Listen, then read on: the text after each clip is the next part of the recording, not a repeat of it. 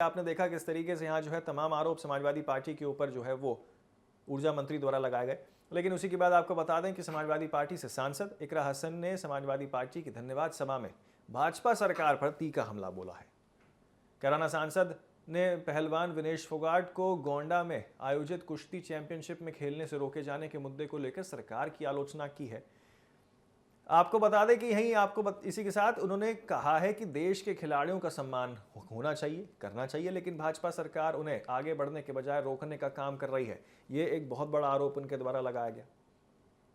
इकरा हसन ने कहा कि विनेश फोगाट देश की बेटी है और पूरे देश को उन पर गर्व है। उन्होंने कहा कि विनेश ने अंतर्राष्ट्रीय स्तर पर देश का नाम रोशन किया है और भविष्य में भी जो है देश के लिए पदक जीत सकती हैं। ऐसे में उन्हें किसी प्रतियोगिता में हिस्सा लेने से रोकना पूरी तरीके से गलत है। सांसद ने कहा कि खिलाड़ियों को जो है प्रोत्साहित करने के बजाय उन पर प्रतिबंध लगाना सरकार की गलत मानसिकता को दर्शाता है। सांसद ने आपको बता दें भाजपा पर भी जो है सीधे तौर पर निशाना साधते हुए कहा कि पार्टी का संगठन विस्तार केवल जो है चुनावी रणनीति का हिस्सा है और इसका जनता पर कोई खास असर जो है वो नहीं पड़ेगा।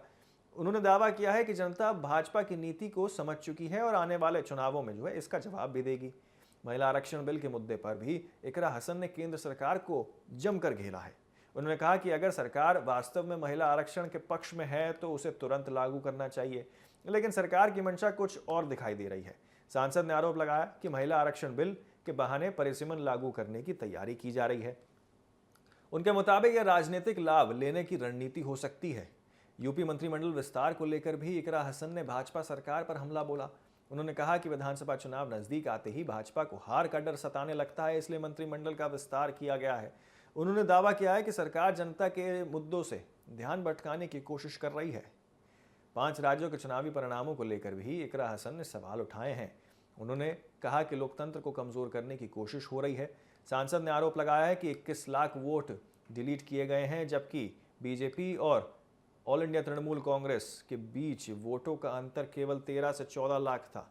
उन्होंने इस पूरे मामले को निष्पक्ष जांच की मांग की है और कहा कि लोकतांत्रिक प्रक्रिया में पारदर्शिता बेहद जरूरी है। तो किस तरीके से यहाँ जो है तमाम बातों को लेकर इकरा हसन सरकार को घेरते हुए नजर आई। महिला बिल से लेकर परिसीमन को लेकर तमाम विषयों पर जो है यहाँ पर इकरा हसन ने अपनी बात रखी है।